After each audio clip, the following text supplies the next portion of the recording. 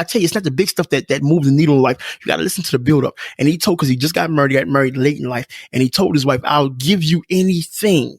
I'll do anything for you. Just don't ask me to stop chasing my dreams in order to be with you, because my dreams was here before you. And if you were to ask me to stop and I stop, then I'm going to lose you too, because a part of me is going to die. And the part of me is going to die. I'm going to look at you like you're the reason that it died. You killed it. And I don't no longer want to be with you. So to accept me is to accept my dreams, to accept me chasing after my dreams. And so when I say you got to treat your wife like a side chick, right? When I say you got to treat your daughter like a side chick, you treat your son like a side chick, you got to treat your co-host like a side chick, your little brother like a side chick. Sometimes you got to treat your job like you got to treat all that stuff like it don't even matter. And totally submerge yourself into doing what you said you was going to do long after the feeling has passed. Then and only then will you know what I mean, have true 2020 vision. Welcome to the Love Is Podcast with your host, that thorny chick, Karen KK Rose, and her co-host, the lovable a-hole, that's right, I said lovable, Mr. DK Walker, where they will be discussing love, relationships, family, life, sex, self-help, and what it takes to be a successful entrepreneur. Why? Because love is everything, and everything should be loved. Now to today's podcast.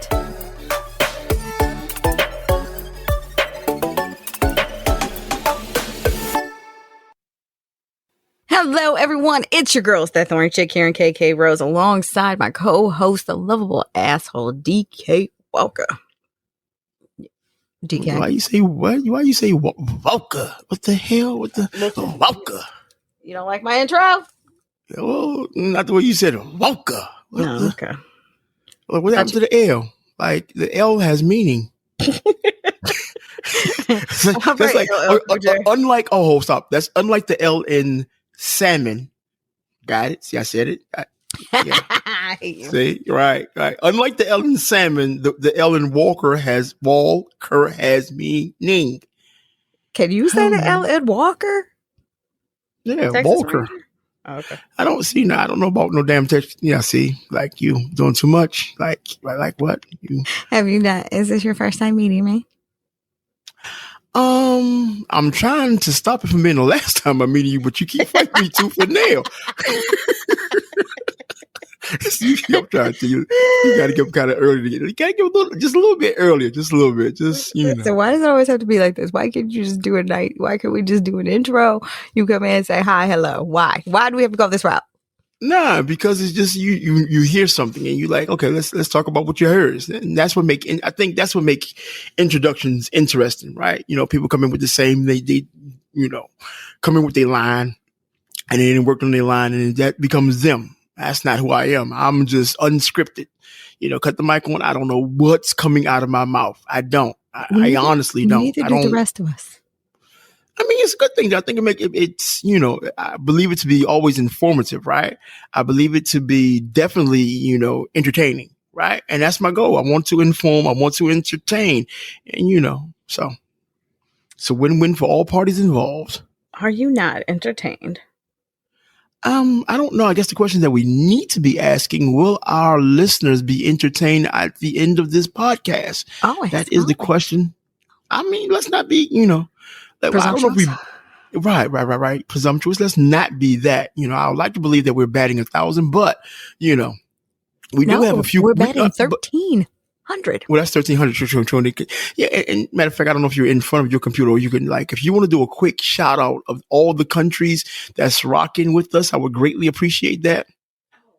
Now you gonna put me on the spot. Because you see, it was a segue. You gave the number. I knew what you was alluding to, and that got us to this point. Yeah, I'm gonna teach you about that segue boy one day. You know, one day. It's not hard. You know, it's just 2 days, but 1 day. Well, you know, if I teach you everything I know, then you won't need me. I'll always need you because there's always something. Listen, because there's always some way. You know, some harebrained ideas gonna pop into my head, and then you know. Right. Women lie so effortlessly. I promise you. You see how this rolled off? She was so smooth and shit. I will always need you. Voice went up just an octave higher. It did not. I rest my case. That time it did. Because you full of shit. No, I'm not. I took care of that this morning. Thank you. Okay. All right. So? They're giving me, I was looking for the new number. All right. Listen, did we get new top countries? Wait a minute. I don't know what we got. Read the 10 that's there and we're going to, All right. So shout out to, of course, the United States where we both reside. The United Kingdom of Great Britain and Northern Ireland. That's one spot. France, India, Germany, Pakistan, Canada. Russia is still holding steady. I feel like DK needs to take another shot. The Federal Republic of Brazil and my dad's favorite spot, Japan. That rounds up the top 10? That's the top 10. And we are at 1306. Wow. So I guess the reason that not talking about the 1306, but the 1306 is nothing to sneeze at, right? Because once again, that's still organic. But all the countries that we did name, if you heard your country, because my co-host ran through that, right? Like Shane needs to slow down and actually just took the time out to really acknowledge you. So I want to take the time out and thank everybody, from here to abroad for rocking with the Love Is podcast. We are so humbled by you taking the time out, funk with, me and the Thorny Chic, Karen KK Rose. Appreciate you. We absolutely do. So what's new with you? Nah, just, I'm in a good space, man. I'm just, I'm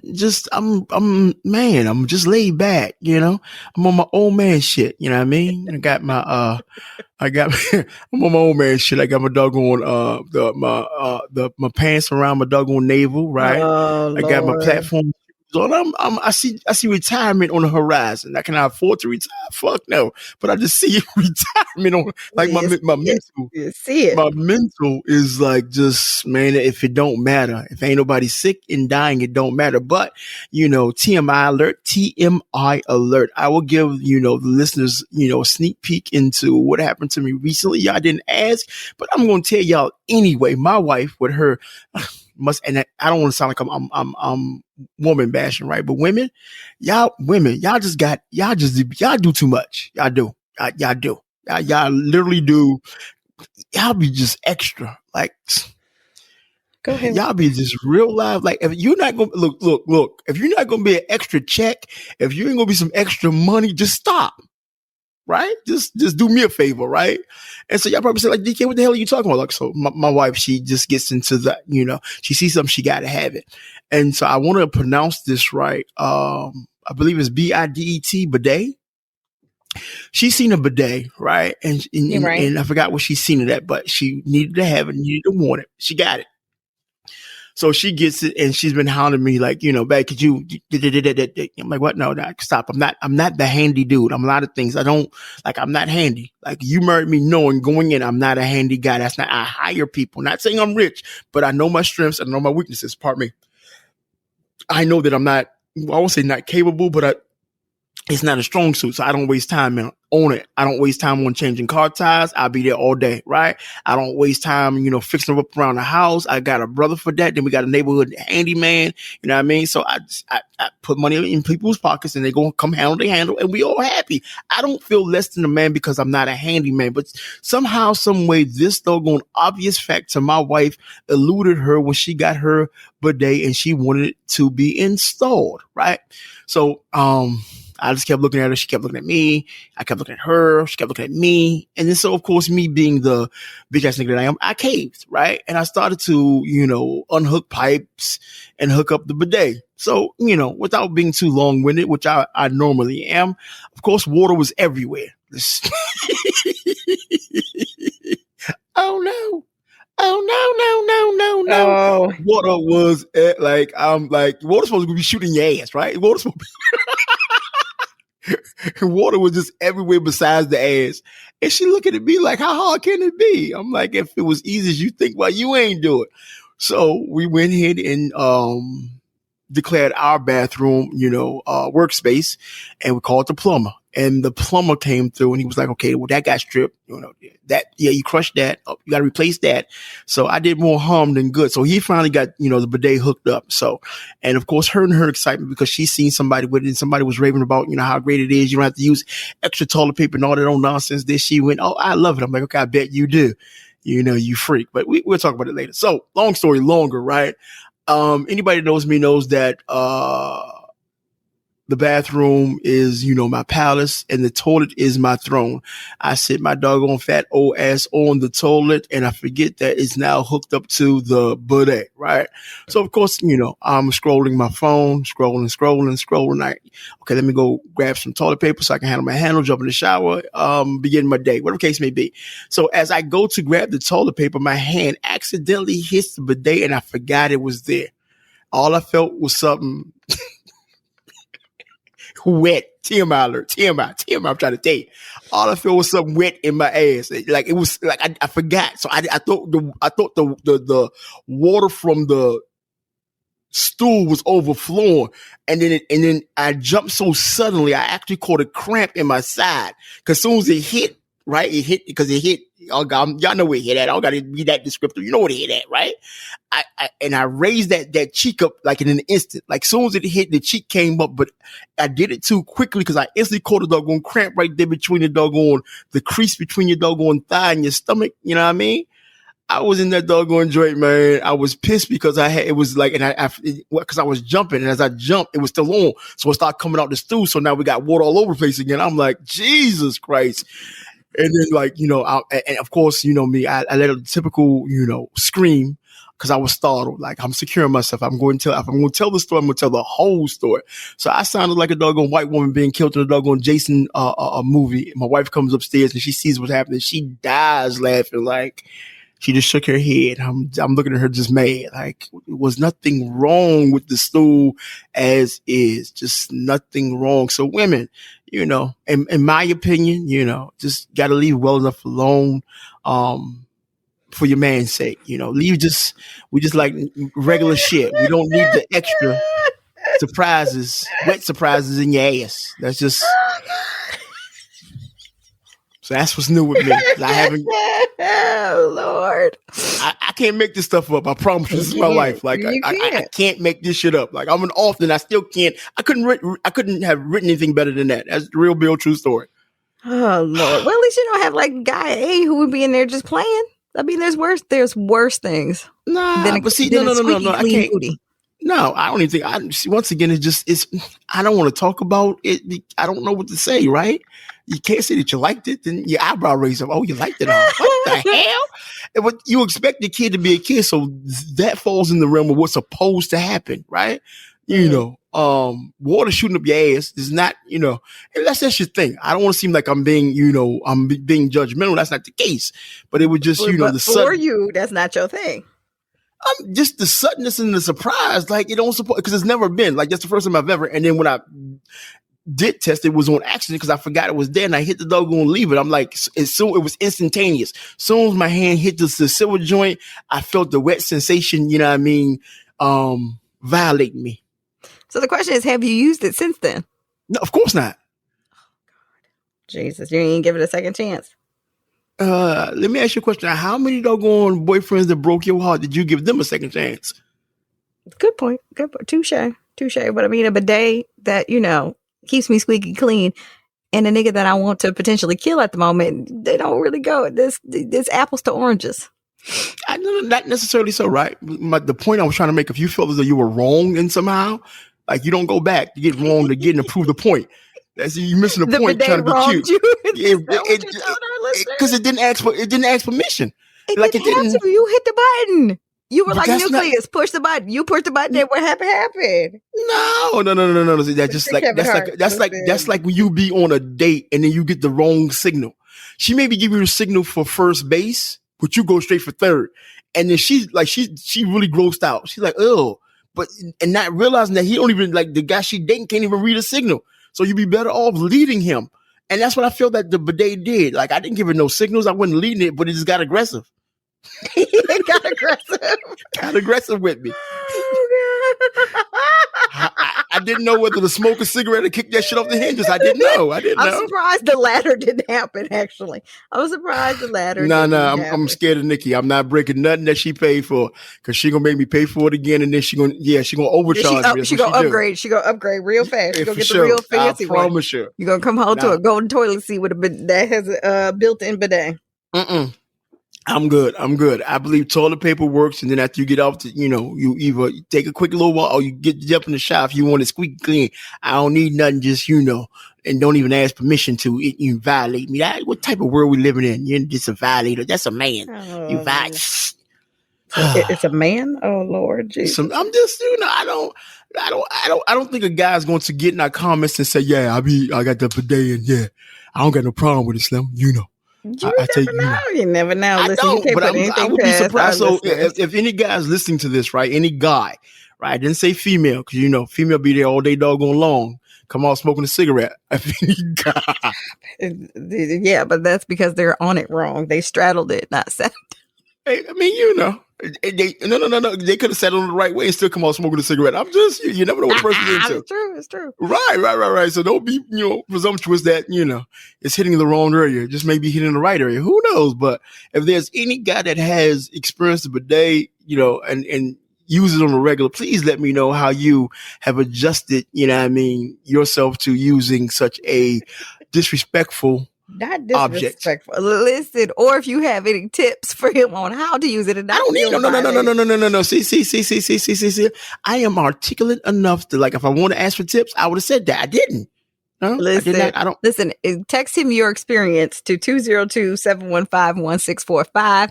Any tips, tricks, y'all want to share experiences? Again, 202-715-1645. And make sure you address them text messages to DK. Because if you send it to me, I can assure you I'm going to be mature enough not to text back. I hear you talking, but once again, with your doggone monkey ass, I ain't asking nobody a tip. I got a tip for you. Mind your motherfucking business. That's the tip of the day. That's the tip of the day. That's the tip of the day. Anyway, what's going on with you, man? We spent 10 minutes talking about water in my ass. What a way to start a show. Watergate. Listen, everything, at Casa de Reynolds is doing well. The kids are good. My dad got vaccinated for COVID. He's super excited. So bless God for that, because as y'all know, I'm an essential worker, so I'm in the ER a lot. And I've been offered the shot and was not going to take it. And he got one. Derek's mom got one. So they're extremely happy. So bless God for small favors. The kids are good. They are supposed to be going back to school next week, I think, on a full-time basis is what I heard. But, don't quote me just yet. So that's a little bit much for me. Other than that, everything is fine. Doing well. Cool.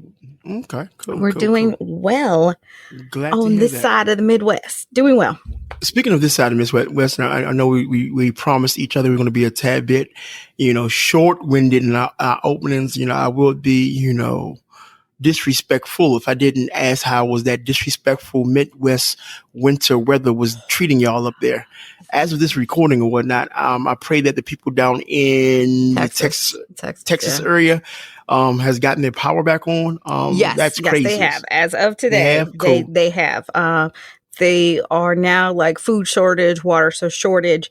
The Midwest, we did well. I mean, because we're the Midwest, we're used to it. So, It was kind of, in the beginning when, we kind of originally heard about Texas, we kind of chuckled a little bit because we're used to it.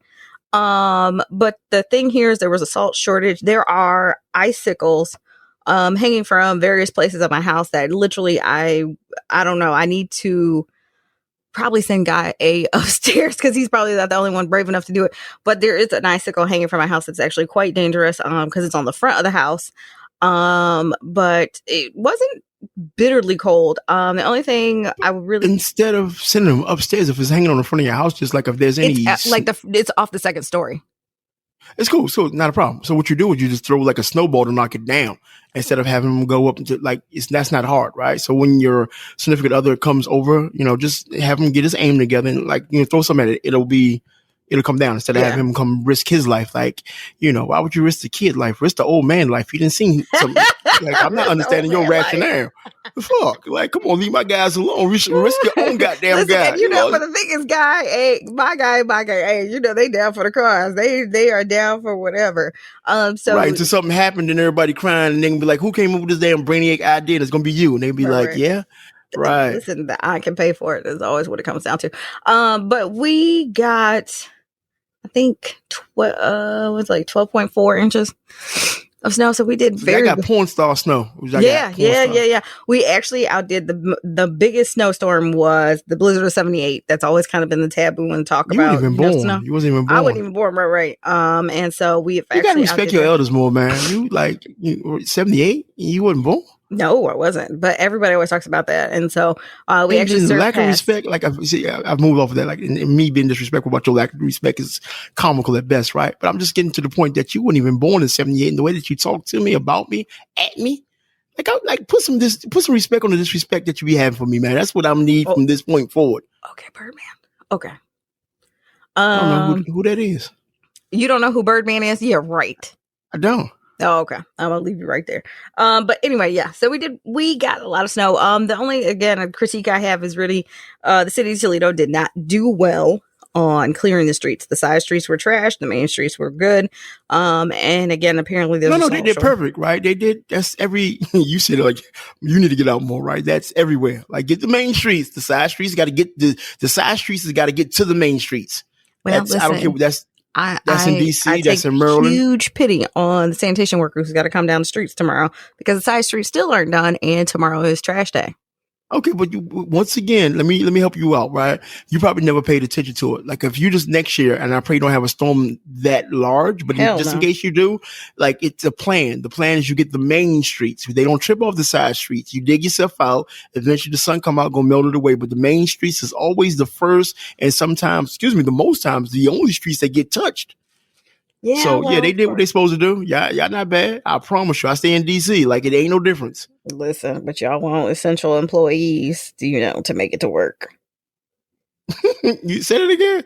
I said, but they expect the essential employees to be at work because when they throw their back out, they hurt themselves. Y'all want to come to the ER. So I'm not understanding that, but I'm just telling you how the system is set up about the essential. Just it sucks, but yeah. All in all, we made it through. The kids are fine. They enjoyed their snow days. They didn't have to go to virtual school. They actually got a snow day. So there you have it. When the hell you get that's what. Well, Mama didn't go to school today. They were going to give them a snow day, and they were going to go virtual, is what it was. They were like, "Oh, we're going to go virtual, rah rah rah," because the kids are going to be home. And the parents went off in the comments on Facebook, and they were like, "It's called a snow day," because if they were physically in school, they would get a snow day. And so the parents were like, "Listen, oh my bad, I'm gonna be quiet." So the parents were like, "Listen, it's called a snow day for a reason." And I guess they wanted the kids to have a little bit of normalcy. Listen, everybody tired of teaching their kids. Everybody tired of their kids. So I don't blame them.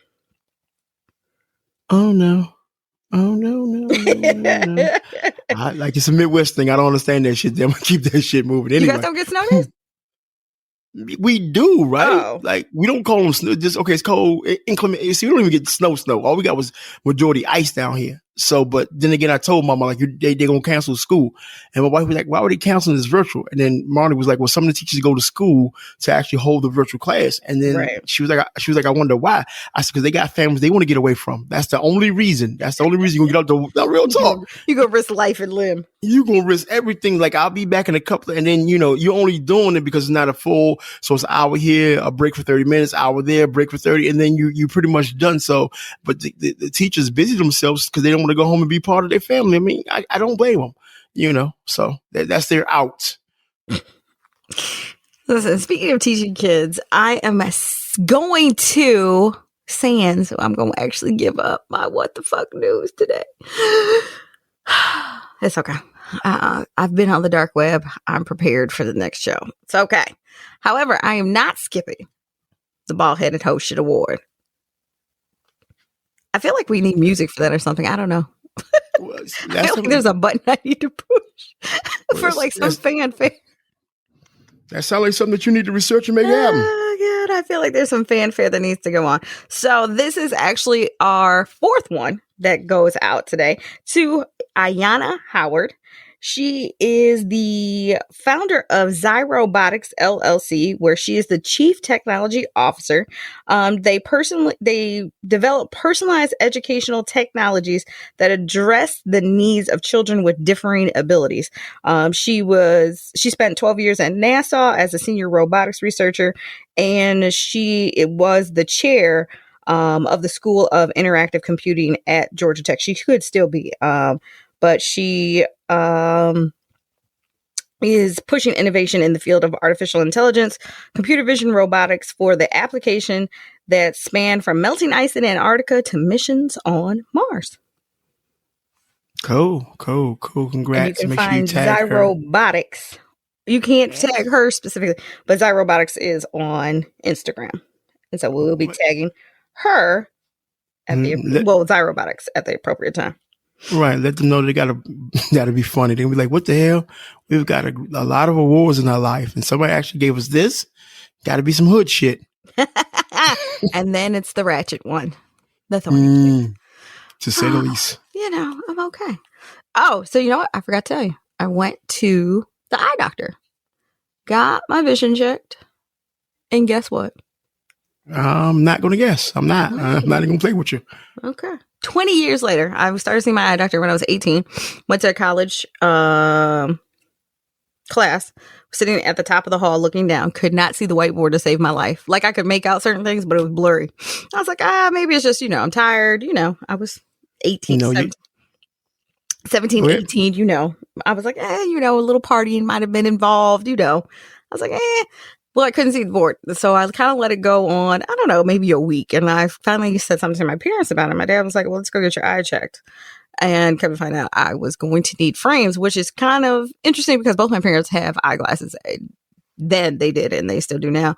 So all of us as kids have gone at different times. So went and got my eyes checked. I've had the same prescription since I was 18. Okay, so I have not changed whether it's my contacts or my glasses, which pushing 40, and even like the veins, and he's got a new toy. So he took 50,000 images at one time, but even like my ventricular vein and all that, it was all good. Fluid was where it was supposed to be. So is not, it's not bad for somebody pushing 40, because you like to tease me about my old age, or my impending age, I should say. No, I don't tease you about your old age. It's just the gray hair that you be cutting off the side of your head to cover the fact that your ass is getting old.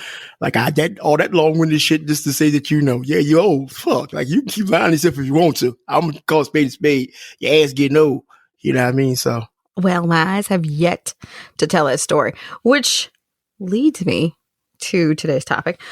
Is I think sometimes we get so caught up on our sight, but we don't get caught up on our vision. We don't know the difference. Sight is your actual ability to see. Your vision is your plan and your goal for your life. And so, I remember sitting there when I got home, I actually took a picture and put it on Instagram, and I was like, 20 years later, same vision. I said 20 years, same sight, but different vision. And so I think we don't really invest as much time as we should into revamping our vision. Agree or disagree? Like I hate to be the Steve Harvey person and speak for everybody, but for once I'm gonna go ahead and be Steve Harvey and speak. Like a lot of people don't, right? And it's not me necessarily speaking for a lot of people. It's just that if you're ever on social media, you'll just see people complaining about the same things. And so that lets me know that, the thing that if they're complaining about the same things, that means their life, for better, for worse, is in a holding pattern. And so if you don't revamp, revisit, and revitalize your vision, then of course your life is going to be in a holding pattern. Mm-hmm. So yes, I do agree. So, and I think a lot of people, especially in entrepreneurship, I think that once you get to start grinding, like you I think you get so busy and not busy for the sake of busy, but I think you get so busy that you forget like to keep progressing, that there's still work you got to put into yourself just as much as you are that business, whether it's a podcast like us or a book or a blog, or like you still got to take some time to really, you know, re-educate yourself, you know, and go back to the beginning, go back over the basics, go over the new stuff.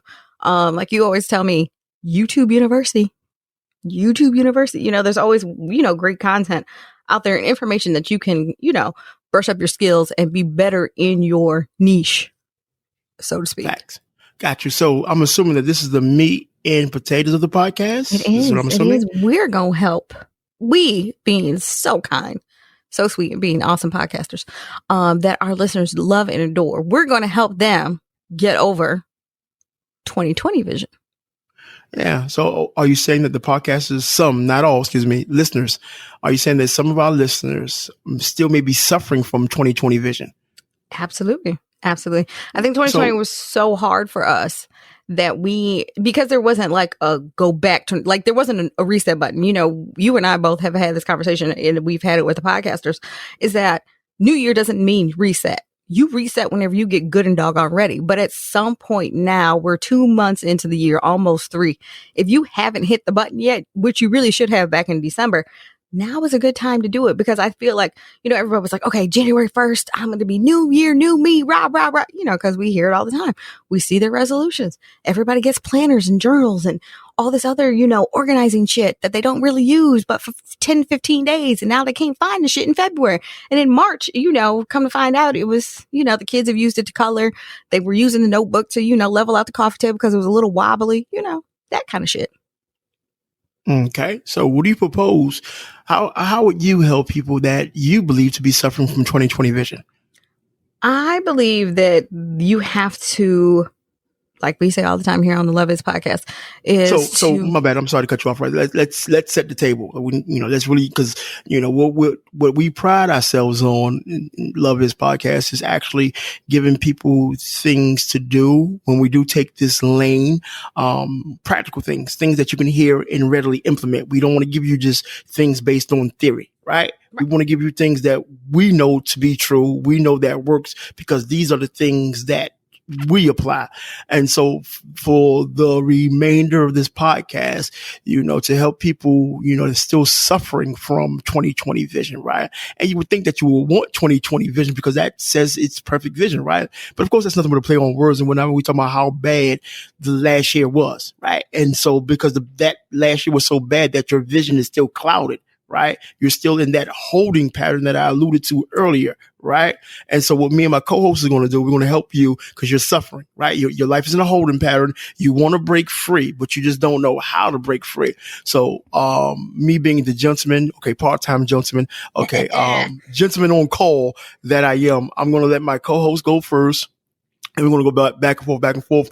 And each of us is going to give 3 things that we believe that we know, let me correct myself, that we know that can help you if you're suffering from 2020 vision and you actually really want to move your life, your business, and then everything about yourself forward. You don't have to, like, you know, you don't have to suffer from that imaginary cell that you yourself lock. Right. Mm-hmm. You lock the door. You can get out of that. You know, what we're going to share with you today is definitely going to help you do that.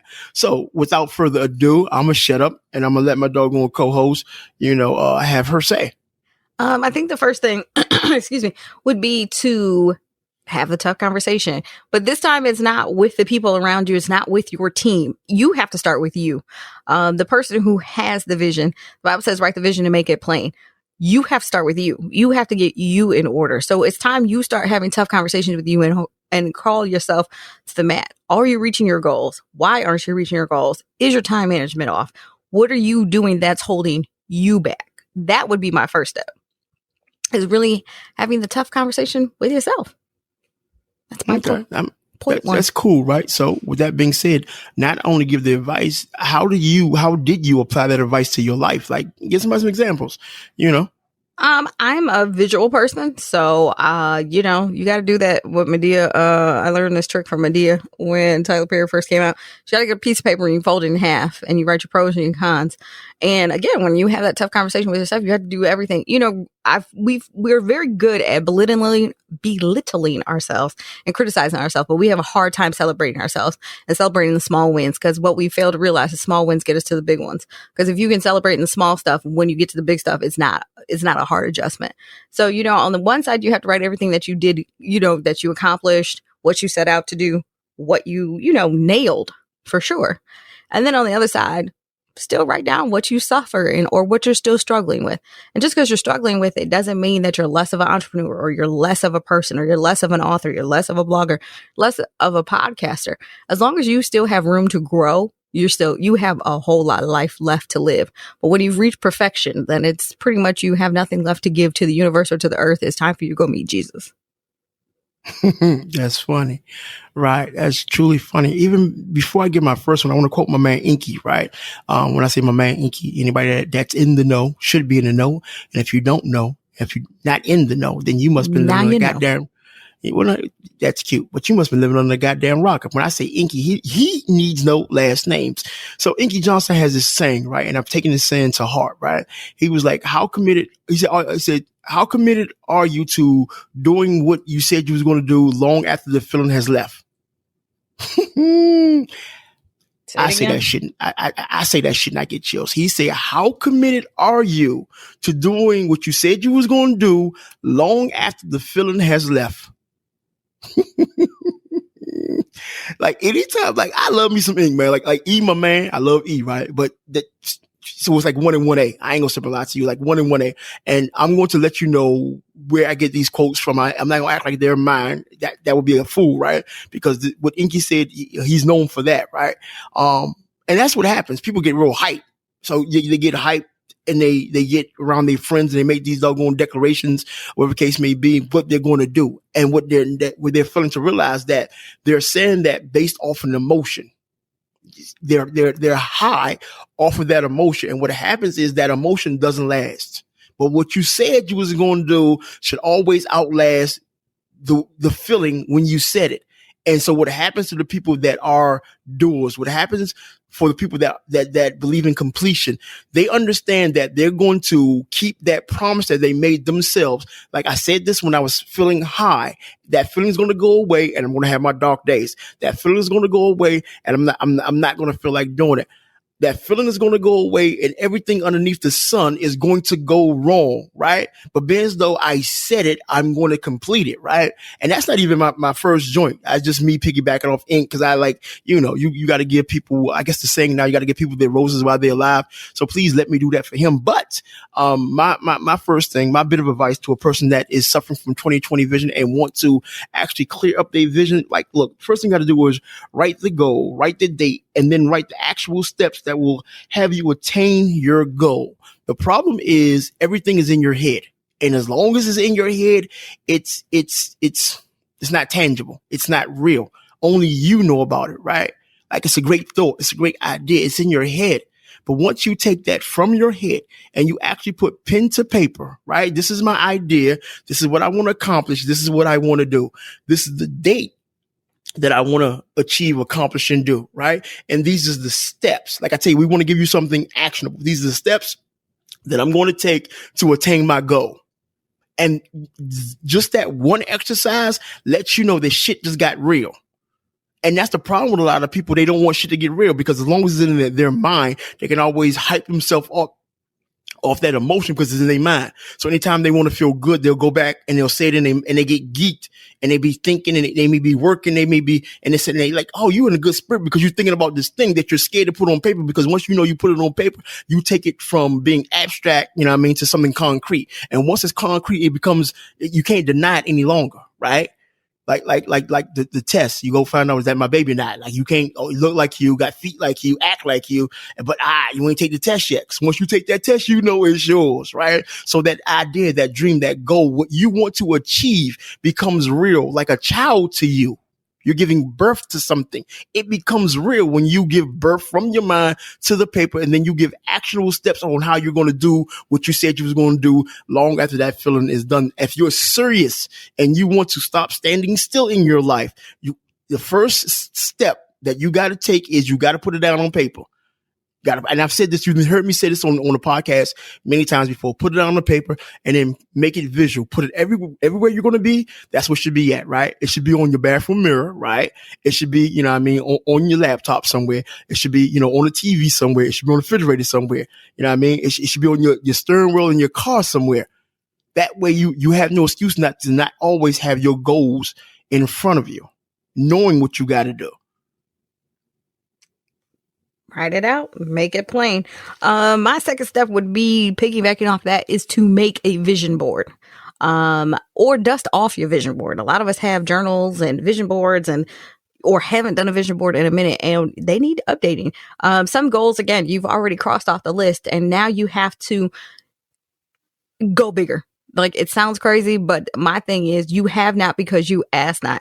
You manifest what you want. And if you want $1 million home, then put that on there at the end of your, somewhere on your vision board. Whatever your heart desires, you have to put that out there, because then not only is it visual, but you have an intent to make it happen. Not only because sometimes, I hate to say it, but sometimes your kids aren't enough, because at some point you realize you're going to set them up for success to the point where they don't need you anymore. So my thing is, when the kids are gone, what are you going to live for? Because your kids are going to get grown and go off and do their own thing. So you have to really push yourself outside of what you see. You have to push yourself outside of, like you said, DK, what you feel. But you have to push yourself to be bigger than what your mind will limit you to think. If you don't go bigger, who's going to make you go bigger? Let's go big or go home. That's interesting. So what aspects in your life do you see yourself making that mental shift and starting to go bigger? What can you give me 3 things in your life where you can, like, okay, this is where I'm at. This is where I used to be at. And this is where I see myself going. For us on our vision board, or at least for my half of the vision board for the podcast, is to be syndicated. The other thing is to, get a different house. And in doing that, right now the factors are, am I doing that with a significant other, or if I'm doing it by myself? But either way, I want to be able to travel more and podcast from home. If I don't have to travel, then I won't travel. I'm kind of trying to live Ricky Smiley's life, where, he's got the morning show, but he's got 3 homes, and in all of his homes, he can still do the radio show. And, I kind of want to be on that level, and I definitely want to go back to writing. I definitely want to get back in the lab and, finish off Doc once and for all. Okay, cool. Not a problem. So I'm going to, right, like, you're going to be my test dummy, but you know what it is when you signed up. So you got these things. It is what it is. So I tell you, 4 years into this, I'm well aware of how this works. Right. This is true. So you said the vision board, you said the 3 things that you want to go big or go home. What are those steps? So and that's the point I'm trying to get across to the listeners, right? You can do, and I promise you, I'm looking at my vision board right now, but underneath my vision board, I have 3 major things for the biz side, right? That's, we into the book where we'll talk about it a little bit later, right? But underneath of those 3 major things, I got steps I got fine detailed steps to how I'm going to accomplish. Like, and that's what I was saying earlier. It's cool to be, and I love what you say, right? I'm not knocking that. Yeah, you should go big or fuck going home, right? The thing is, because like, if you say go big or go home, then going home is the option of not going big, right? You don't want, it's either go big or go big. Like, I forget my man named Nehemiah Davis. He said, this gotta work or this gotta work. I love that quote, because there's no plan B. Either this gotta work or this gotta work. And so I think that's what happened. This what happens with, and that's not me. I got credit where credit due.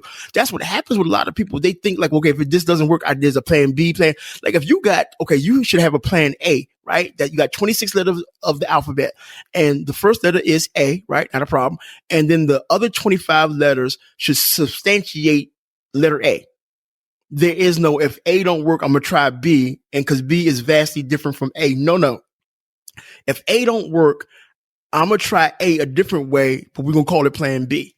If B is shiesty, I'm going to go to C, but C going to bring me back to B, and then B gonna have me shine light on A. No matter what you do, it should always lead you back to A. And I think that's what happened with a lot of people and whatnot. They all over the place. Like the shiny object syndrome. They just know whatever you said you was gonna do, right? Everything you put all your eggs in that basket. You should never, no. You put all your eggs, because if you tell yourself there's an option of, or an out of what you said you were going to do, when times get hard, you're going to find that out. When times get tough, you're going to find that out. When things are not lining up and you're working your ass off, and I promise you, you're losing sleep, you're losing family, you're losing friends, and you like, it's not worth it. But you don't quit. And that's what happens with a lot of people. They don't understand. Like if you ask, like you just said, Karen, like if you ask for something big, right? And I'm not going to get metaphysical. I'm not going to get on, Think and Grow Rich. I'm not going to get into, speaking things into existence, although I do believe in that. But the thing is, there's work. No matter what you say, no matter what you affirm, you have to have work. So being physical about this, anything that you ask for, no matter how big it is, then you have to trade something equal or greater to get what you want. You can't talk about like I want, and I'm not talking about you, although I will use your example. You can't talk about you want $1 million home, right? And then every time you turn around, you're looking at, $150 homes, $150,000 homes. Like you should submerge yourself. You should be, well, what does it take? What does that monthly cost? How much do I need to earn? Like if we're talking about going big, then you have to write down how do you reach the big. You'll never get there if it doesn't match, if the work ethic doesn't match, if the knowledge doesn't match. That's the two things that gotta match. Or better yet, you can go small, right? If you want to go small, I'm not knocking that. But whatever you do choose to go, the work and the belief effort has to match that thing that you're aspiring to. Right. I can't speak for anybody else. I can only speak for myself. Going home is not an option for me, because going home to me feels like I'm going back to my mom and dad, mainly the general, and saying, this was my goal. This is what I set out to do, but I failed. And in doing that, my dad being a businessman and entrepreneur, he of course is going to, poke holes in the theories and be like, did you really fail? Did you do all that you can do? He's not going to completely browbeat me. But for me, going home is not the option. Because going home means I got to go home back to my dad and say, all the money I invested, all that I did, and this is where we at. No, that's not an option. Going home it's not the option for me. Going home to my dad with my tail tucked between my legs is not an option. Now, thank God for my dad. He's a great guy. He really, really is. He has his ways. We've already discussed my poor dad on the podcast before. I'm being quiet. Very quiet. Right. The general the general is the general, and he comes with a whole lot. But going home to him to say again, like I failed or I didn't do my best or whatever, it's just not an option for me. So going big or going home, the option obviously is go big. But as far as when you ask me, the practical steps to do it's time management. Even for us here on the podcast, like in true transparency, we know that I'm, eventually before the year is out, changing my job or at least changing my shift, just so we can have better time management, for the podcast and what we have to do. So it's, like you said, there's a lot of sacrifices. So it's time management. It's rescheduling your life, really. You have to give up some things. When I started writing the book and when we decided to podcast, one of the conversations you and I had was, you were like, you got to decide if your social life is more important than your work life. Like, and that was true facts. Like, I still wanted to go out and have drinks with my girlfriends and things like that. And that to all of 2020, even before 2020, I was really, hermit crab status, because I was here in the basement on the microphone. We were researching and we were getting ready and we were looking into programs and, looking into guests and doing all that kind of stuff. So the thing about entrepreneurship, or even just chasing your goals and, reaching for your dreams, it really is. It's a lot of sacrifice, and everybody's not built for that. Everybody, wants the end result of it, having the money, having the luxury home, having the luxury car. But a lot of people don't want to do the work in the middle. Facts. So my second thing is, and I'm going to give another quote. I was recently listening to Sleeper for Suckers. I think it was David Shands, right? And he has the whole Sleeper for Suckers brand. I'm not sure what his podcast is called, but he had Grant Cardone on, and anybody that follows Grant know that Grant is a live wire. You know what I mean? Slim is like a real live, he's a real live cowboy, but he said some stuff that, you know what I mean, made me pause. He said some stuff like, so like what I tell people is like, you don't have to get everything that somebody's trying to give to you. Somebody can have like a throwaway line, and that the thought, and what I mean by a throwaway line, it won't mean nothing to nobody but you, right? So people get geeked off the big stuff. Me, I listen for the small stuff because I know what I need to do. And the small stuff that these gurus give is actually the missing pieces I know to get it done. Now, I'm gonna quote Grant, and I'm gonna get into my second thing. Grant said that, you know what I mean, people are not necessarily lazy. Speaking of entrepreneurs, he said the one of entrepreneurs' main problem is they follow too many people, right?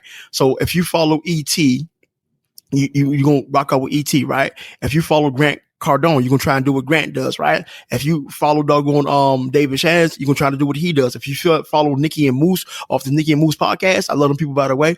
You're going to try to implement all of them. And it's virtually impossible because they're going about entrepreneurship in vastly different ways, right? And so you will feel yourself being pulled, and what happens, nothing gets accomplished because, and I'm paraphrasing him, by the way, before I get into my second thing. So don't think that, man, DK deep. No, DK not deep. DK just, pays attention, right? I'm going to give credit where credit's due. This is not me. It's my man Grant. And so he was talking to David, and then that light went off. Cause there's a lot of people that I listen to, and I too am guilty, right? Of trying to, like, I'm gonna be this like that, and I'm gonna rock like, and then he said, and then I'm gonna do, and then she said, cause I do follow females too, and she said, and then I find myself back downstairs in my office looking around like, and I look at my to-do list and I look like, I didn't do nothing. Cause I'm trying to. And so what happens, I had to tell myself, don't try to take all the main things. Take what's applicable to you, apply it, move forward. Like, it's okay to have one or two, right? But if you're going to do everything one person says, then don't follow nobody else. But if you're going to listen to a couple of people, don't, this is my opinion, don't look to do everything that they're asking you to do, right? No, because it's only one of you, and then they're having you do things from a different standpoint than the other person. So you take what's applicable, what they're saying, and you do that. And if you put all those small things together, you'll get much further along. And which brings me to my second point, which is, you are the sum parts of your circle, right? So if you're following all these people, you're going to wind up doing nothing because you're following, right? And since you are the sum part of your circle, right? Think about it. If your best friend is not an entrepreneur, if your cousin is not an entrepreneur, right? If your wife is not an entrepreneur, how much longer do you, and you socialize with the people on a daily basis, how much longer do you think that you can honestly pursue your goals of being an entrepreneur? Because your circle, everybody in your circle is 9-to-5ers. Everybody in your circle is just living, paycheck to paycheck, working a job, just over broke, right? Like, everybody's doing everything that's against the entrepreneurial spirit. And you socialize with these people all the time, every day, right? How far do you really think that you're going to go? You're not. So, okay, right. Let me give you something, because I told you practical. If you think what I'm saying is rhetoric, if you think what I'm saying is full of shit, just do me one favor. Look in your phone, right? Look in your phone and then read the last 5 to 10 text messages. And if ain't nobody text you something that's business related, you know what I said? I just told you the truth. If somebody texts you, a number for a discount this summer, somebody texts you something to a hookup, if somebody texts you some gossip, if somebody sent you a meme, if somebody sent you a picture that don't got nothing to do with nothing, and that shows you that your circle sucks. I'm not even gonna lie to you, right? Cut your circle. Like, okay, just put them on I can talk to my circle Saturday between the hours of 6 and 7. I can indulge them, and then they're going to wonder what happened to you. Nothing happened to you. You prioritized, and you realize that I have to get a different circle of friends, because my current circle is not necessarily a circle, but it's starting to become my cage, and it's trapping me into not, living up to my fullest potential. Like if you want change, you not only have to change you got to change your birds, because they say birds of a feather flock together. You got to change them birds, man, right? You got to change. You can be a pigeon and you can't soar as high as eagles go. It's all right. As long as you can keep them eagles in your eyesight, no matter where they flying to you, I see you. Oh, okay. You over the mountains, I can't go, but I still see you. You keep them in your eyesight. And I promise you, just because you can't go where they go, you have now changed the trajectory of your life, because you're leaving your past behind and you're going to heights new. You can't get as far as that eagle, right? But you're willing to take that walk because you're not being drugged down by the dead weight of a dead ass circle. And most of y'all won't even commit to yourself. You love the people in your life more than you love you. Jay-Z had a great line. And I don't want to misquote it, right? He was like, I can't help the poor if I'm one of them, so I got rich. To me, that's the win-win, something along those lines, right? Like, I can't help you if I'm one of you. Let me get better than you, then I can help you, right? And I don't mean by putting money in your pocket. I give you a great thing. People knock LeBron James, right? LeBron James is a Laker, right? And anybody knows me know I've been a Laker fan since 1979. Current monkey ass still was not born, right? I've been a Laker fan since 79, right? So I'm not no on a bandwagon. I don't love LeBron James because he's a basketball player. I don't give a damn. I appreciate him helping my Lakers win the last championship. Not a problem. But let me tell you why I am such a huge fan of LeBron, because he had mans in them, right? My mans in them. And he told his mans in them, like, look, if y'all want to be my mans in them, like, you can't hang around me. It ain't no y'all going to college. And then y'all going to college, and then you're going to help me build my empire. You see the difference? He took his circle because he loved this dude so much. And he told them, y'all have to go better yourself. And when you come back from college, then you can better me. So for me, the third thing is, hey, by the way, David Shan's podcast name is Social Proof. Okay, cool. Appreciate that. Right. So my third point would be to give yourself some grace. We like to, you should definitely have people that you're, aspiring to be, and people that you should, not so much use as a measuring stick. I think when we're entrepreneurs, we are so good at telling ourselves what we're bad at, but we're not good at telling ourselves what we're good at. And because we do spend a lot of time alone, and because we're in our grind and we're in, our offices and our basements or wherever you work from, you really do become really closed off. But we're good at, again, criticizing ourselves, but not praising ourselves. And it's not for you to get a big head or be like, oh, look what I'm accomplishing, when your accomplishments stand on their own. But just be very be mindful about how you measure your life, how you compare. I say this all the time, and I'm going to say it again. Comparison is the thief of joy. You are blessed with your vision. Your vision is not going to be the same as anybody else's. And you can be in the same lane, in the same niche, doing the same thing. And some people are going to go faster. Some people are going to go slower. When it's your time to take off, when the universe deems so, when God deems so, then you shoot off like a rocket, and then you burn as bright as you want to. But don't be so quick to browbeat yourself about what you're doing when you know you're giving it all. You're giving it your all. You're doing the work. You're doing what you're supposed to do. Just be gracious to yourself. That's my third point. Yeah, well, that sounds good. I'm not the guy though. I'm sorry. So my thing is, let me help you to help you, right? I agree. But I think what happens to a lot of people when they go and they start lying to themselves in the process. And so what happens is you got to call a spade at all times. And then this alluded to earlier what you said, I believe in your first point about having a tough conversation with yourself. Like if you know there's more to be done and you don't do it, and then you want to champion what you did do, you will never get where you're going to. Like, you can go and talk to God as much as you want to. You can go and talk to the universe as much as you want to, right? If you don't do what you're supposed to and then go over doing what you're supposed to be doing, you ain't gonna get where you want to go to. It's not even possible. And don't get me wrong, I am all for celebrating the small wins, right? Like, and I give you a case in point. Like, when we first did our podcast, when we first dropped, like, this doggone child called me drunk, my co-host. I was in the bed asleep, and I'm not yucking her yum, but and I'm not putting myself on a pedestal. She laughing because it's true. Because I think I'm making this stuff up, but it's the truth. Like, and I'm not mad, but first things first, you got to accept people, for who they are and where they are in life. She was happy that, she was live because we've been in the planning stages, dragging our asses forever. And that had nothing to do with her. That was more so me. I got no problem. Like, I promise y'all, if I'm going to try to chop somebody's head off, if I'm going to talk crazy, I'm always going to put me on Front Street when it comes to I'm going to take my medicine. Like, and then y'all can jump in the comments and hold me accountable when I don't get where I'm going to. Like DK, you said you was going A, B, C. All you did was A. You short B and C. Like, I don't got no problem with that because, like, you know, you got to be honest with you. And so, yeah, I'm in agreement about don't compare to where somebody else is at because you don't know what somebody else had to do to get where they're at, right? You don't know. You don't know the sacrifice. You don't know the pain. You don't know the tears. You don't know the sweat. You don't know what they've lost to gain what they had. You don't know.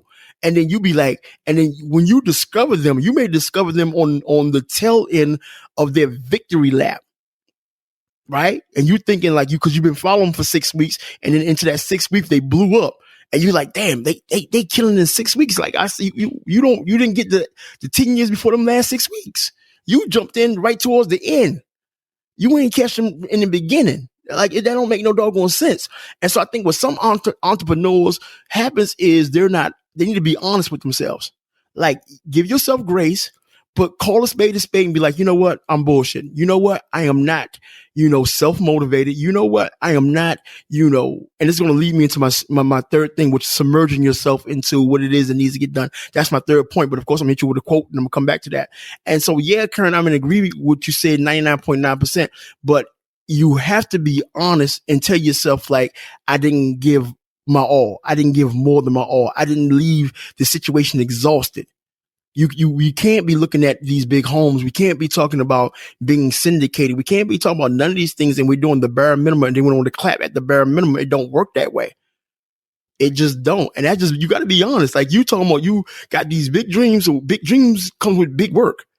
Like it's virtually impossible to even think about dreaming big when your work is, subpar, minuscule at best. It just don't work that way. And then you wondering why, like everybody around you now they running laps. They running laps because you keep championing or you applauding the fact that you did A, the fact that you did B, but you should have been doing A. You should have been. See, my thing is I just expect more from me. So I don't even celebrate. And I'm not, and I don't want y'all to think I'll put myself on. That's not what I'm doing. Like I said earlier, when we finally went live almost a year ago, give or take, she called me drunk. I'm like, what? I got to work in the morning. Girl, get off my phone. Bye. Like, but she was happy. I wasn't yucking her yum, but in my mind, I supposed to have been did this. I went to bed mad, right? Knowing that I could cross something off my bucket list, right? Because a lot of people, like, I listen to such and such podcast, Like, I'm vain. Like, every time we come on Wednesday, 7 p.m. On Thursdays, when I'm at work, I listen to my own podcast. So I can do that because I crossed up, like, but this supposed to have been 2 years ago. But so I let the fact that I didn't hit the mark when I said I was going to hit the mark, that becomes my fuel. And that's the only thing I got. Like, give yourself a pat on the back, but don't pat yourself on the back so long that your arm gets stuck there. Right. And we do. I think sometimes, we get, first off, let's talk about, me calling you drunk. First off, that was on air. Y'all can go back to Instagram. Love His podcast. On our Instagram page, look in the show notes. You can find it. I was very excited that night and I drank a whole bottle of champagne by myself. And yes, I did call. I wasn't drunk either, by the way. Oh, Jesus. Why you want to? Let me ask something else, right? Like, and this is the difference between me and my co-host because she cares what people think. So if I say that she's drunk, see how she want to clean it up? I wasn't, though. But okay, were you clearly, have you been drinking, yes or no? Oh, yeah, I clearly drank. Okay, stop. So was I, right now, no problem. So was I asleep when you called me? Oh, yeah. So if I'm asleep and it is clearly that you've been drinking, to a sleep person, you're going to sound drunk. But you so concerned about what somebody thinks about you. You're so concerned about, like, it don't matter. It doesn't matter to you because you were the one asleep. Okay, the point I'm trying to make, it shouldn't matter to you what people think. Like, people gonna think what they want to think. It's true. Like, look, I promise I got just one person that I would lose sleep over if they looked at me funny. Just one. Like, my circles, that's it. If, like, I'm never gonna do anything and bring it to light where she can be like, like, she gonna, like, oh, like, that's it. Anybody, like, nobody else don't know me. Like, people know me, right? But my daughter, But that's another podcast in itself, and I'm gonna tie it into something else too, right? But here's my third and final thing. You know, what I mean, let me give you a quote when I talk about submerging yourself. And like, that's not me. I heard it from a man, Eric Thomas. You know, he said something, and I don't know if it was on the podcast, but he said something because I'm always on ET shit, right? Because ET be saying some big shit, like some real big, and you get motivated.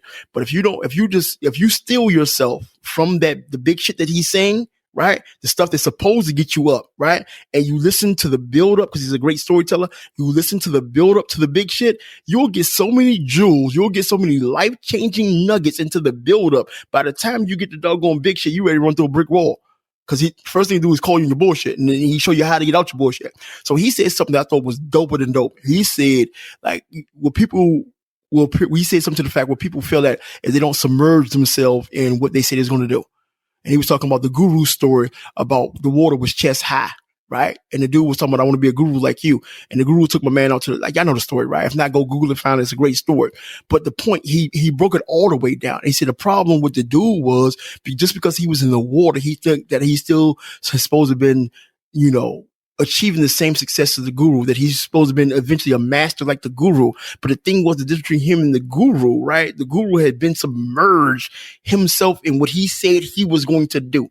And the problem with everybody else, they get their feet wet. Okay, they got their ankles wet. Or it's up to the knees, right? Or it's up to the waist and they really get excited. I'm doing something, right? But if you really want to embody what you said you was going to do, then you got to fully submerge yourself in it and risk it all. People are uber afraid of risking it all, because to risk it all means that there's a point that you may lose it all. Like you scared, like, oh, I could lose. Yep, you could. Like anybody, like true entrepreneurs or people that's on the grind know exactly what I'm talking about, right? And so this is my third point, right? Mm-hmm. Sometimes you got to treat your loved ones, your family, friends, like a side chick and make them optional. I know that sounds harsh, right? You gotta treat, you know, like, and anybody knows how much, you know what I mean, I love my daughter. Like, I promise you, that's my heart.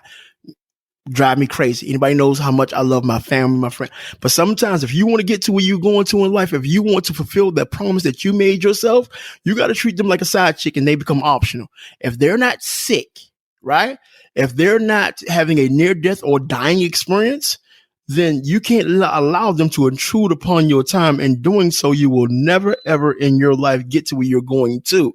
So you have to make them optional. And this is what I mean by risking it all. Now, it depends how long that you make them optional, that you run the risk of losing them. But like my man Grant had said when I was watching him on the podcast with David Shands, he was just like, he got married to his wife and he told his wife, I'll do anything. And just like I tell you, it's not the big stuff that moves the needle in life. You got to listen to the build up. And he told, because he just got married late in life. And he told his wife, I'll give you anything. I'll do anything for you. Just don't ask me to stop chasing my dreams in order to be with you, because my dreams was here before you. And if you were to ask me to stop and I stopped, then I'm going to lose you too, because a part of me is going to die. And the part of me is going to die. I'm going to look at you like you're the reason that it died. You killed it. And I don't no longer want to be with you. So to accept me is to accept my dreams, is accept me chasing after my dreams. And so when I say you got to treat your wife like a side chick, right? When I say you got to treat your daughter like a side chick, you treat your son like a side chick, you got to treat your co-host like a side chick, your little brother like a side chick. Sometimes you got to treat your job like you got to treat all that stuff like it don't even matter. And totally submerge yourself into doing what you said you was going to do long after the feeling has passed.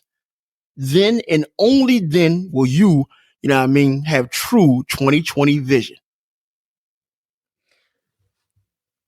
Facts. The side chick part is funny to me though. But it's true. It's true. It's true. It's true. But it's true. It's prioritizing what is important to you and how you're going to get there. It's true. Yeah. And that's just it. You, because everybody's going to your most valuable. It's one of my daughter's joints, right? And she got some big stuff coming up, by the way. I promise you that, right? Because like I'm taking everybody to the mountaintop, but I'm going first, right? I'm going first, but everybody else is coming with me. But so one of her things is, and something I help her, like, time is more valuable than money. And people don't understand the things that you're doing because they're not doing, and they don't understand the impact that you're making in your life and others' life. And so they'll treat the thing that you're doing like it ain't about nothing. And then they want your time.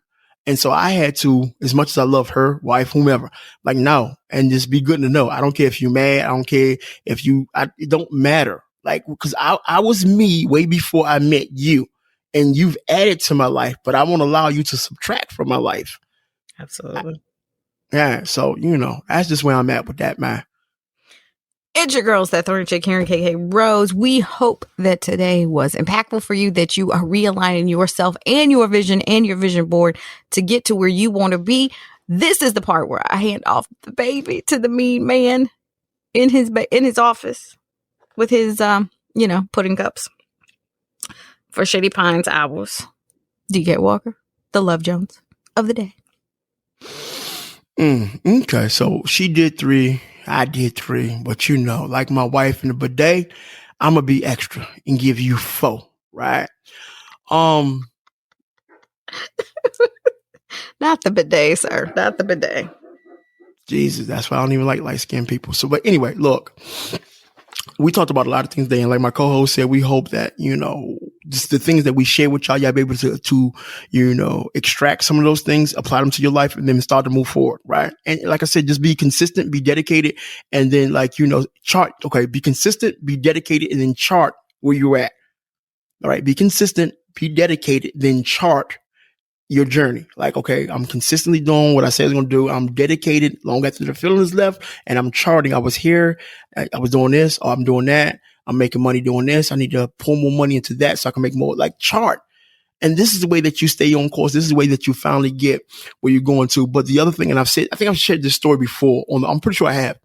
So we'll call it a throwback. But I think the story I'm about to share with you, if you've been a loyal listener to the podcast, he said it before. So I hope that I can do it justice. I've been in my new house a little over a year. What's this, February? Yep, year and 2 months. I've been here 14 months, right? I'll never forget the doggone time that, we were renting a townhouse in Virginia. We was renting a townhouse, and the guy that we was renting from, he wanted to sell it. And so it was like out of the blue. It was no heads up, no nothing. Y'all just got to be gone by this day here, and whatever the case may be. And then like I'm stuck, like shit, just a lot of shit. We didn't accumulate a lot of shit. All this shit gonna go to is a lot. And as I was, mentally wrapping in my mind around what's the next move for the family, because of course the family gonna look at me to, have answers. I'm doing a temperature check throughout the house, and everybody's trying to piece it together, whatever the case may be. Not a problem. But I looked at my daughter, which is MJ, my youngest, and she was. I didn't see her. I've never seen her that sad. The only time I've seen her sad is when her dog died. Like, she just burst out crying, and I cried with her because that was my favorite dog. So, but she was really, really sad. And then she said to me, and this hurt me to my soul because I felt as though I let my daughter down. She said, Daddy, why I thought this was our house. Why is they making us move out of our house? And she was relatively young, and she didn't understand at the time that, we wasn't owning the house, that we were just renting.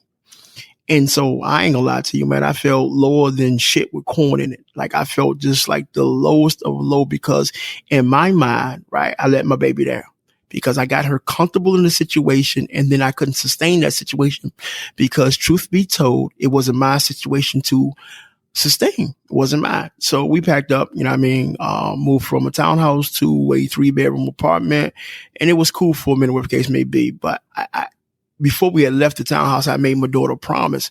I'm like, give Daddy a minute, work some things out. And by the grace of God, I'm going to get you your very own, right? Like, this is what I'm going to do for you. I'm going to do this for you. So some years went by, and then she got grown comfortable, and I don't know if she forgot about the promise, but I never did. And so with a lot of, pushing and the whole nine, whatever case may be, we finally landed this spot, God bless us, whatever case may be. And then when we finally came in, cause she got 2 bedrooms, she got a bedroom, and then she has her own office, right? And she came and she gave me the biggest hug, right? And then she she thanked me. And the reason that she thanked me because she remembered the promise that, I gave her. And I told her, Daddy got you. And so y'all probably wondering, what the blue hell has this to do with things to move the needle forward in your life and to have clearer vision and not to be resting on your sight. One of the things I do know to get forward in life, to move the needle forward in your life, is this: your why has to be bigger than you. Because if it was just me living life on my terms, I'm an average dude. I ain't gonna lie to you. I'm just average. I just, I go hard in the paint, but for the most part, I'm just an average guy. So I had to put the things I wanted to do not on me, because if I was to leave it up to me, I just want to get by. Like, I'm 51, my energy, wanes from time to time. I got to dig deep to make things happen that I do happen. So when I shifted the why from me, because if I left it on me, we wouldn't get nowhere in life. We wouldn't be talking about a podcast. We wouldn't be talking about taking the book side of our business. Self-publishing business. Like, it's growing by leaps and bounds, literally, like, as we speak, because all the stuff I told you, I'm applying now, right? I'm applying the stuff I'm applying. So this is not theory. This is practicality. So I had to take the why off myself, because if it was still on me, I'm not going nowhere. I ain't doing nothing. I'm just talking. Like, I promise you, if you listen long enough, I'm going to talk you like you'll be a believer. Call me Jim Jones, pass the Kool-Aid. Not making light of a bad situation, but when it comes to the gift of gab, I'm just that damn good. So you got to move that why off yourself. If you know that putting the why on you was not going to give you the results that you want, you got to put that why on somebody else that's near and dear to your heart, right? I put that why on my daughter, and I produced, right? And so, but I couldn't stop there, right? Now I need to teach her. Okay, cool. My aim, my goal is to set her up for life. Now, whether she wants to go the path that we're laying out for life, that's because it's her life. She can do what she wants, but whenever she want to fall back, she got them tools. As a parent, give your kids the tools. Like, the greatest asset that parents have is kids. Because what happens if you're loving, and I'm not passing judgment, but for me, let me speak specifically for me, right? Look, the greatest thing happened, had kid, boom. My life changed. Now I'm no longer living selfishly for me. I'm living for others, which allows me to be the best version of me. So for all your dreams, goals, hopes, and aspirations, make sure that the reason that you're doing that is bigger than you. Because if you didn't do them before the kids got in your life, if you did that, you was never going to do them. And that was me. I was never going to. Like I don't give a damn. Like, rent, apartment, someplace to play, someplace to stay, pardon me, a house, it don't make a difference. It didn't, but to her, it meant something. So I moved it off to me and I put it on her, and my life is on a trajectory that I've never seen before. I'm a high school dropout, people. I've been through hell and back. But I look at my life now, I'm like, I wouldn't trade it in for nothing. Why? Because I took the why off me and I gave it to her. And as long as I'm alive, I'm going to keep living up to that why, because it has nothing to do with me. You got to find your why, and you got to you have to be committed to the why. That is definitely true. It's your girls, that Thorny Chic here, and KK Rose, alongside my co-host, the lovable asshole, DK Walker. You guys are the dopest listeners we could find and not find. Y'all rock with us every Wednesday, 7 o'clock, whether it's Apple, Google, Simplecast, or YouTube. You guys find us, rock with us, and you guys are consistently sharing us. We love you guys. All the energy you give to us, all the energy you show us on social media and otherwise. Again, y'all ain't gonna DK me in real life. Y'all not gonna quote him to me while I'm at the grocery store or the gym or anywhere else. I got him on speed dial. We all right. But again, we love you guys. Thank you so much for tuning in. Check us out on our social media via the show notes. We are up and running on Patreon. And if you need us even more, our text number is there as well. DK, tell the people bye-bye. I ain't telling the people nothing, man. I didn't talk enough this episode. My throat hurt and my ass still feel funny from the bidet attacking it. That's what I'm going to tell the people. Say no to the bidet. Just say no. Just say no. This episode of the Love Is podcast has ended. But please be sure to subscribe for more great content on sex, entrepreneurship, life, love, and how to get through the BS of it all. And don't forget to rate and leave a review so we can continue to bring more of that thorny chick, Karen KK Rose, and, dare I say, the lovable a-hole, Mr. DK Walker. See you on the next podcast.